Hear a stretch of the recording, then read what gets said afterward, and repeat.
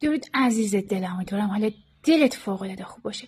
خوشگل من، قلب سفید رو همین الان قرمز کن و بنویس من قوی ترین مغناطیس جذبه معجزه هستم. انشاءالله که معجزه یکی یکی برات رقم بخوره. خانمی میبینم پریشون حال که منتظر خبری هستی. 100% خبر به زودی زود برات رقم میخوره تا 2 وعده دیگه. چنانچه با یکی کات کردی، آشتی داری، عدد 100 که افتاده از سمت کائنات 2 بار تکرار شده، حاجت روایی داری، به زودی زود دارم میبینم پولی به حسابت میاد که به شدت خوشحالت میکنه.